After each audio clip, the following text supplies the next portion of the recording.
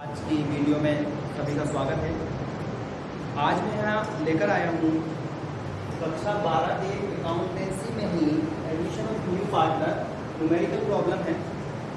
ये विजय पाल सिंह की बुक का क्वेश्चन नंबर 9 है, जिसमें पहले जो क्वेश्चन मैंने कराया था उस क्वेश्चन के अंतर्गत मैंने आपको ये बताया था कि जब नया साझेदार आता है तो ख्याति के रूप में वो रकम नकद लाता है। पूंजी तो लाता ही है, साथ में वो ख्याति की राशि भी नकद लाता है। जबकि इसमें दो ऑप्शन होते हैं, या तो ये नकद लाता है या नकद नहीं लाता है। तो पहला टॉपिक मैंने नकद लाने वाला कराया था।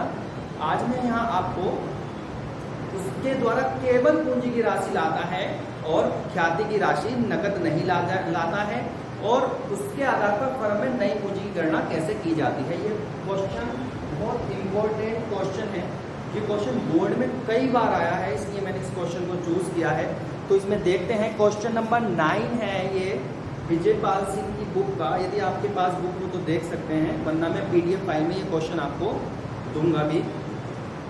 इसमें कहा गया है कि ध्यान एवं शान जो एक फर्म में 3/4 और 1/4 के अनुपात में लाभानी का वितरण करते हैं, वो उनका चिट्ठा दिया है। 3/4 और 1/4 का मतलब क्या है कि 75 पैसे तो ध्यान को मिलते हैं और 1 रुपये में 25 पैसे शान को मिलते हैं।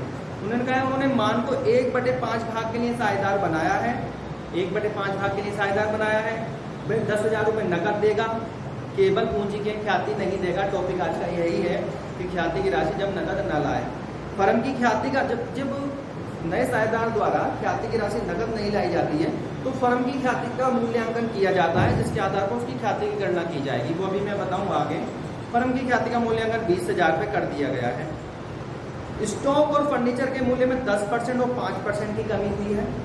सब साझेदारों के पूंजी खाते उनके लाभ विभाजन अनुपात में समाविष्ट कर दिया जाए। ये छोटा सा सवाल है, लेकिन ये बहुत इंपॉर्टेंट सवाल है, इसको मैं पूरा ही कराऊंगा। तो सबसे पहले मैं रिवैल्यूएशन अकाउंट की बात करूंगा। और रिवैल्यूएशन में इन्होंने केवल ज़्यादा नहीं बताया, इतना ही बताया स्टॉक के मूल्य में और फर्नीचर के मूल्य में क्रमशः 10 और 5% की केवल कमी करनी है। तो मैंने बताया था जब संपत्तियों में कमी होती है तो उन संपत्तियों को क्या किया जाता है, क्रेडिट किया जाता है। तो 2 स्टॉक अकाउंट और 2 फर्नीचर अकाउंट। इन्होंने बताया कि स्टॉक के मूल्य में 10% की कमी करनी है और इसके मूल्य में 5% की कमी करनी है।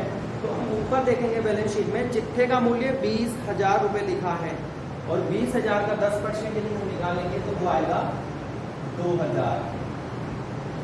फर्नीचर के मूल्य में 5% की कमी करनी है। फर्नीचर ऊपर लिखा है 1,000 और 1,000 का यदि हम 5% निकालेंगे तो वो आएगा 50 रुपये। इसके अलावा रिवैल्यूएशन में कुछ नहीं है, इसे को जोड़ देंगे, टोटल इसका आएगा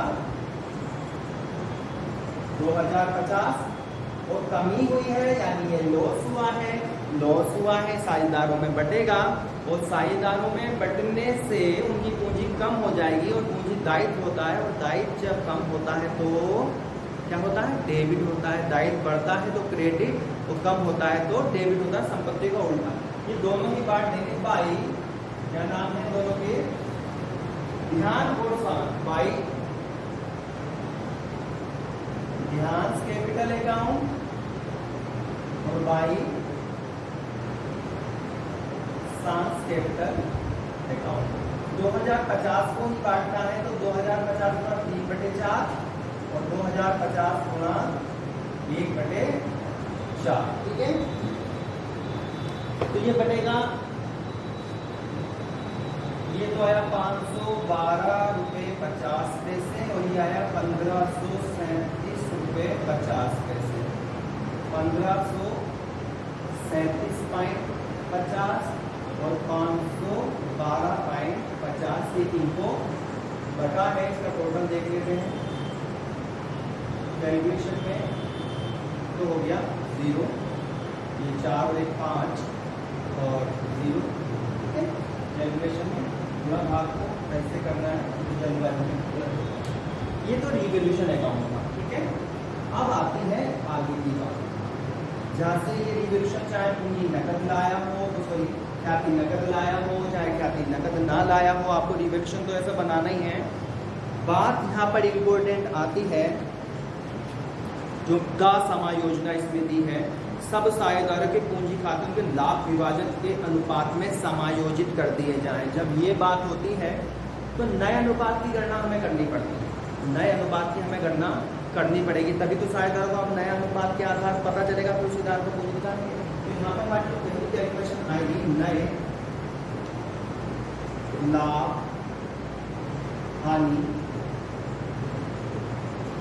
अनुपात की गणना। क्यों जरूरत पड़ रही है? क्योंकि उनका अनुपात था 3/4 और 1/4। अब जो आगे आया है मान, उसका अनुपात है 1/5। तो उसके आने से दोनों का अनुपात चेंज होगा, और दोनों का अनुपात चेंज हो गया और इसका नए वाले का जोड़ के नया अनुपात क्या बनेगा, उसकी गणना ये की जा रही है। तो मैंने पहले बताया था किसी भी फर्म का कुल अनुपात जो होता है वो होता है 1। पहले 1 में से ध्यान और शान बांट रहे थे, 75 पैसों से बताए थे मैंने, 25 पैसों से बताए थे। आज उस 1 रुपये में से 1/5 यानी 20 पैसों से मिल जाएंगे। तो उन्हें कितने मिलेंगे? उन्हें 80 पैसे मिलेंगे। 80 में से वो कितना कितना लेंगे ये बता रहे हैं। तो यहाँ पर मान नया साझेदार है, मान का अनुपात, मान का अनुपात आगे अभी डिसाइड हुआ 1/5। शेष अनुपात कितना बचा फर्म में? जब मान को 1/5 अनुपात मिल जाएगा तो शेष अनुपात कितना बचेगा? बचेगा 4/4/5। ठीक है, 4/5। तो इसमें मान को तो मिल गया 1/5, ध्यान और शान का चेंज होगा। तो ध्यान, ये जो 4/5 बचा, ये ध्यान और शान के लिए ही है। तो ध्यान का नया अनुपात कितना होगा ये देखेंगे अब। ध्यान का नया अनुपात, ध्यान का नया अनुपात कितना? 4/5 में से ही मिलेगा।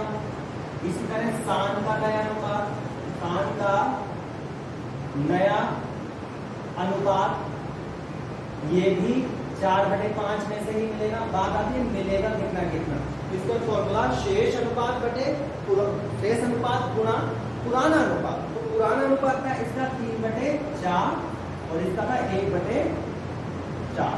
यदि हम इसको ऐसे ही कर लेते हैं तो 12/20 और 4/20 ये आया इनका अनुपात। अब हमें तीनों पता चल गए, 12/20, 4/20 और 1/5। इसे क्रम में रखते हैं, 12/20, 4/20 और 1/5। अंश बटे हर होता है ये।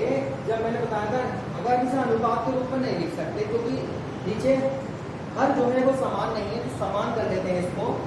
जितनी अब 5 को 20 बनाना है तो 4 से गुणा करनी पड़ेगी, 4 से जब नीचे की है तो 4 से ऊपर भी करनी पड़ेगी, यानी हो जाएगा 4/20। अब सबके बटे में 20 है, अनुपात आया 12/4/4। लेकिन हमने देखा इस संख्या में 4 से तीनों में ही भाग जा सकती है, यानी अनुपात बना 3:1:1। 4 या 12, 4×4 4×4, ये इनका नया अनुपात निकल कर आया है। ठीक है, ये नया अनुपात की सिंपल कैलकुलेशन है। प्रश्न में यह बताया गया है कि सभी साझेदारों के खाते, सभी साझेदारों के पूंजी खाते उनके नए लाभ विभाजन अनुपात में कर दिए जाएं। इसका मतलब क्या होता है? इसका मतलब होता है, मान लीजिए लाभ है, ठीक है, लाभ के मैं सिर्फ 5 हिस्से करने की कोशिश करता हूँ। 5 हिस्से क्यों? क्योंकि लाभ अनुपात का योग 5 ही है ना, इतने बड़े हो सकते हैं। ठीक है, आप इस चीज़ की कैलकुलेशन न करो कि ये छोटा हो गया, ये बड़ा हो गया, ये कोशिश समझाने का, समझाने की।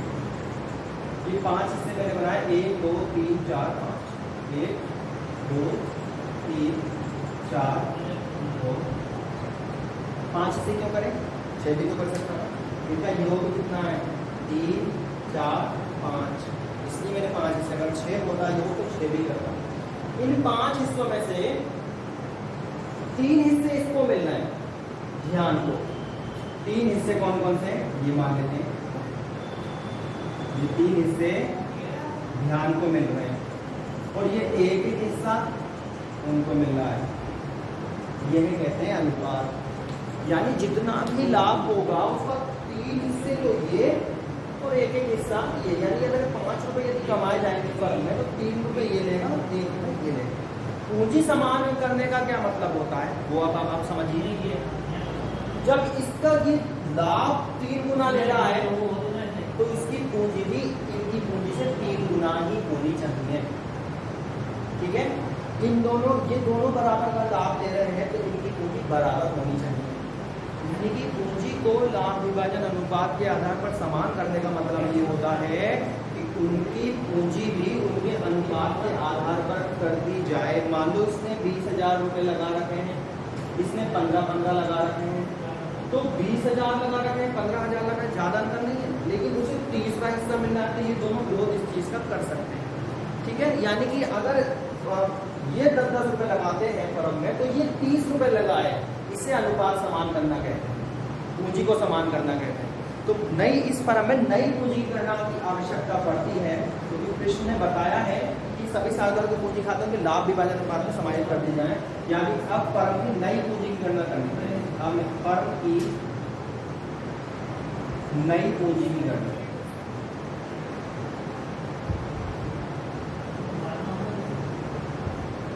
यहाँ पर भी 2 टॉपिक आते हैं। फर्म की नई पूंजी की गणना, यहाँ पर भी आपको 2 टॉपिक पर विशेष ध्यान देना है। फर्म की नई पूंजी की गणना नए साझेदार की पूंजी द्वारा लाई गई पूंजी के आधार पर करते हैं। इसमें बताया कि वह 10,000 रुपये पूंजी के लिए देगा 1/5। अगर मैं केवल इसी के आधार पर कर रहा हूँ, केवल इसी के आधार पर, अभी चेंज करूंगा मैं, यहाँ पे मैंने बताया थे कि एक हिस्सा इसको मिल रहा है, ये 3, ठीक है, ऐसे उसने इसकी कीमत रख दी कि एक हिस्से के लिए वो 10,000 देगा, तो दूसरे हिस्से के लिए इसे भी 10,000 देने चाहिए और इसे कितने देने चाहिए। ये हो गई पूंजी की गणना नए साझेदार की पूंजी के आधार पर।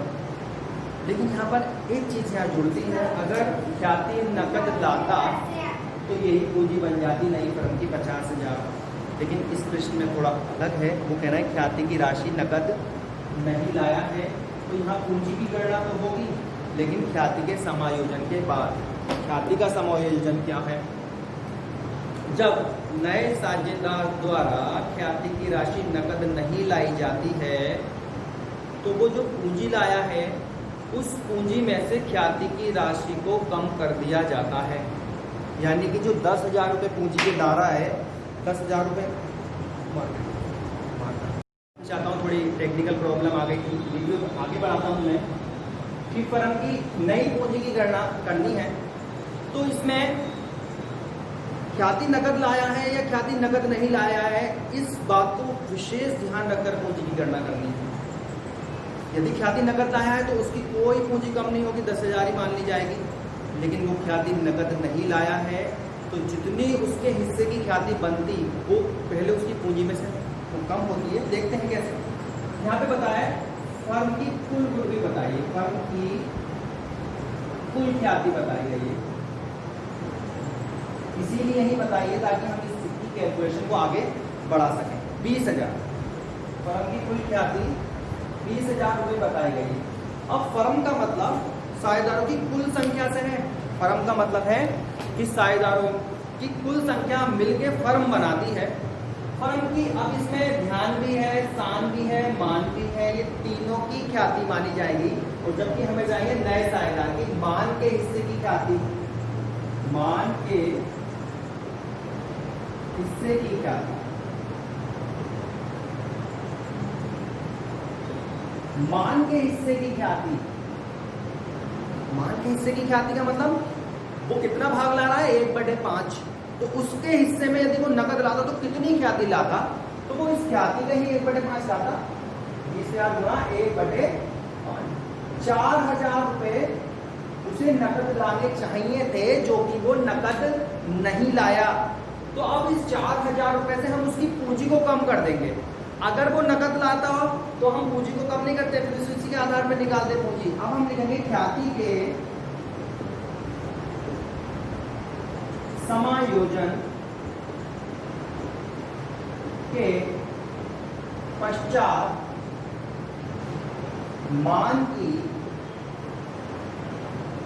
नई पूंजी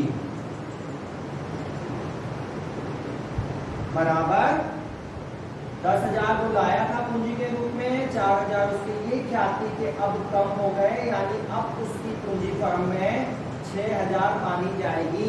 यदि वो ख्याति के पैसे नकद लाता तो 6,000 नहीं मानते, 10,000 से ही कैलकुलेशन करते तो 50 आती। अब यहाँ थोड़ी अलग आएगी। अब ख्याति के समायोजन के पश्चात मान की नई पूंजी की आवश्यकता है 10,000 रुपए में से उसके द्वारा ना लाए गए ख्याति की राशि की रकम को काट कर उसकी पूंजी को कम कर दिया गया है, जिसके आधार पर नई पूंजी की गणना होगी। यदि ख्याति की राशि नकद होती तो कम नहीं करते, 10,000 से ही पूंजी की गणना होती।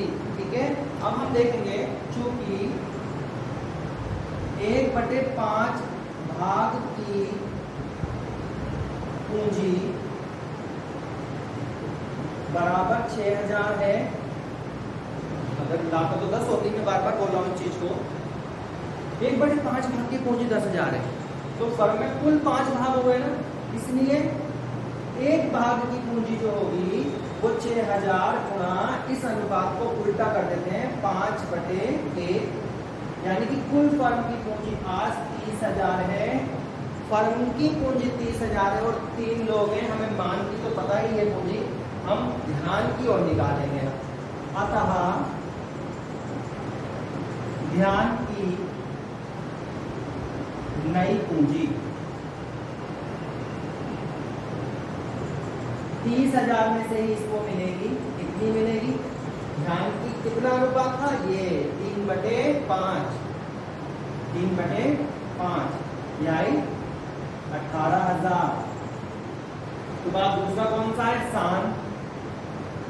शान की नई पूंजी 30,000 गुणा इसका अनुपात है 1/5, 1/5 इसकी आई 6,000। इसका अनुपात 1/5 है और जो नया साइज आ रहा है उसका अनुपात 1/5 है, यानी तीनों की दोनों की पूंजी बराबर होनी चाहिए, जो कि बराबर है। ये थी नई पूंजी की गणना। ठीक है, तो ये दो टॉपिक बहुत महत्वपूर्ण अभी यहाँ पे आए। इसके बाद हम डायरेक्ट बैलेंस शीट भी बना सकते हैं। जब हम नई पूंजी की गणना कर लेते हैं तो डायरेक्ट बैलेंस शीट भी बना सकते हैं।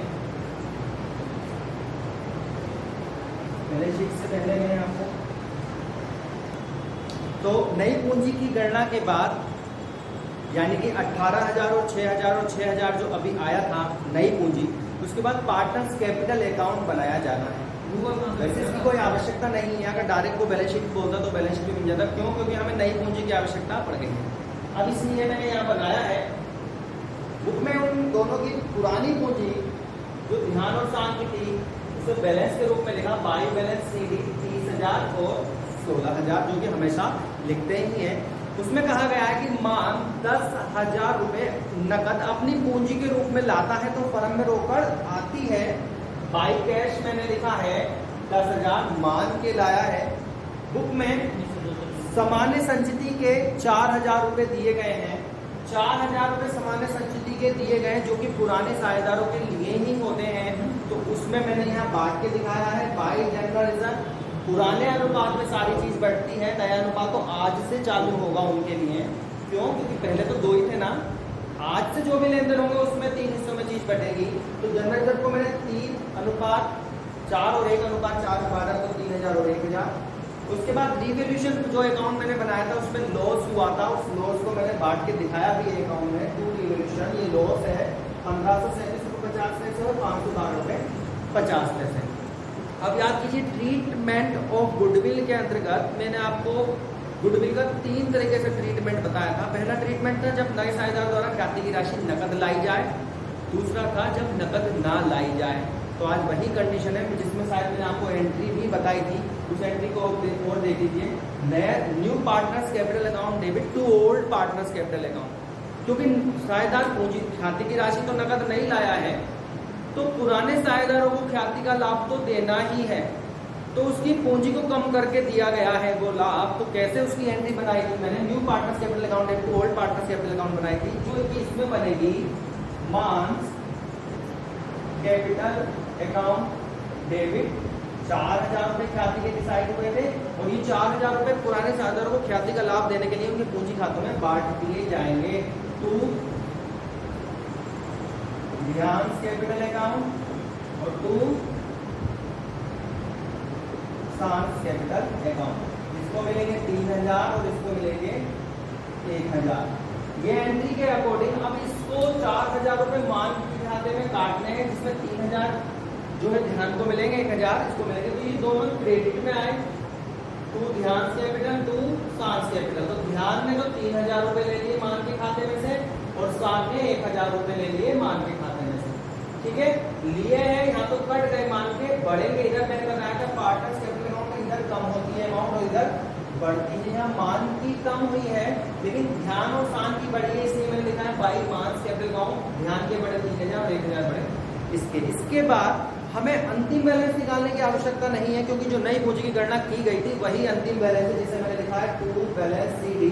नई पूंजी लिखते हैं या 18,6,6 आई थी। जब पुरानी भी पता है नई भी पता है तो फिर इसका औचित्य क्या रह गया, क्यों बनाया, ये बात समझिए आप। पूंजी को जब अनुपात में समायोजित किया जाता है तो हमें उनकी नई पूंजी की आवश्यकता होती है, पुराना जो भी है उसको नहीं। तो ये पूंजी को अब हमें इसके 18 चाहिए, इसके 6 चाहिए, इसके 6 चाहिए। इस पूंजी को समान करने के लिए रोकड़ का लेन देन करके इसको बराबर किया जाता है। यानी अगर किसी की पूंजी कम बैठ रही है नई पूंजी के अनुसार तो वो घर से रकम लाता है, जिसे बाई कैश लिखते हैं। और जिसकी पूंजी यदि ज़्यादा बैठी है, फर्म में ज़्यादा लगे हैं और हमें कम चाहिए नई पूंजी के रूप में, तो उसे वापिस करने पड़ते हैं। हमने देखा इसके तो 10,000 आ गए ये जोड़कर। साल की पूंजी 18,000 की बहुत है, जबकि चाहिए कितने, 6 चाहिए। 6 चाहिए, 12,000 इसके ज़्यादा है, इसे 12,000 वापिस करेंगे हम। लेकिन 12,000 में लॉस भी हुआ, तो 12,000 में 18 बने थे, 6 काटे, कितने बचे, 12,000 वापिस कर दो। लेकिन 12 पूरे वापिस नहीं करने, क्यों, क्योंकि रिवोल्यूशन में लॉस काट कर उसकी अमाउंट ज्यादा थी, 11,487 रुपये 50 पैसे उसको वापस कर दिए। नई पूंजी का मतलब यही होता है कि जिसकी पूंजी ज्यादा है वो घर ले जाओ, जिसकी कम है वो लेकर आओ। इस क्वेश्चन में दोनों की भी ज्यादा है, इसकी 36,000 बैठी, 36 में चाहिए 18 वापिस करने हैं। लेकिन यहाँ पर 1,537 रुपये 50 पैसे हानि के काटने, यानी 16,462 रुपये वापस करने हैं। जब नई पूंजी की गणना की जाती है तो वापस वाली ये बैलेंस के रूप में, कभी कभी ये रिटर्न लिखा है मैंने, ये वापस की है, यदि किसी कम होती है तो घर से लाता है या बाई कैश भी लिखना पड़ता।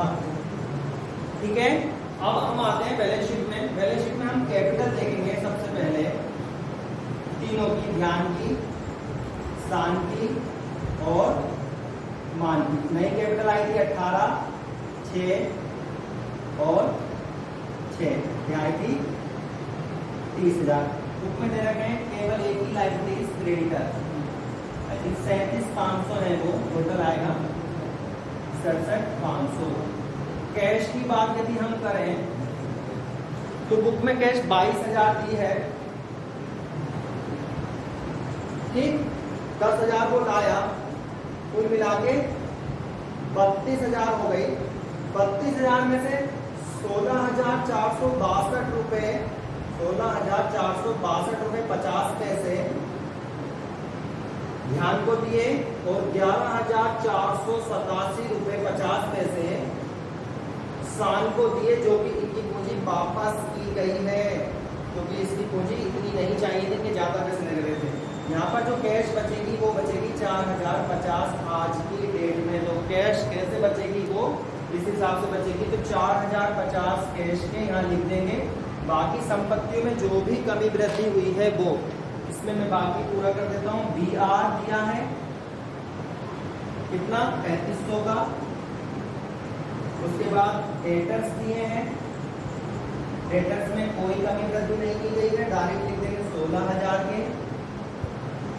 उसके बाद स्टॉक दिया है, स्टॉक 20,000 का, 1,000 की कमी की गई है, 20,000 माइनस 1,000 कम हुए थे 10%, 19,000 का बचा।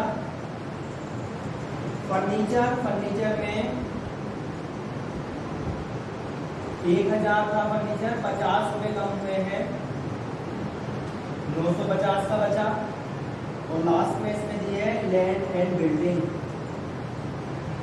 कोई कमी करनी नहीं है, ऐसे डायरेक्ट उसको लिख देंगे। ये आएगा 25,000, इसका टोटल आप जोड़ देना 67,500 ही आएगा। यदि नहीं आया तो कुछ ना कुछ इससे 67,500 ही आएगा। 0 और ये 5 करीबन 10 20, ठीक है, 67,500 ये टोटल इसका आ रहा है। ये मैंने क्वेश्चन कराया, समझना, ठीक है। ये बाकी क्वेश्चंस मैं आपको PDF फाइल में भी दूंगा, आप नोट वहाँ से करना। वीडियो को ज़्यादा से ज़्यादा बार देखना, क्योंकि यही क्वेश्चन इसी टाइप का क्वेश्चन बोर्ड में आता है और बहुत इंपॉर्टेंट भी है, क्योंकि साझेदारी में यूपी बोर्ड में इस वर्ष 30% जो कोर्स समाप्त हुआ है उसमें साझेदारी के 4 टॉपिक में से 2 ही टॉपिक रह गए हैं, केवल एडमिशन और रिटायरमेंट। जो मृत्यु थी, डेथ और जो डिसोल्यूशन था, वेतन, वो समाप्त हो गया है। तो ये बहुत इंपॉर्टेंट हो गया है इसी कारण से, तो इसको ज़्यादा से ज़्यादा बार में देखें। अगली वीडियो में मिलते हैं, धन्यवाद।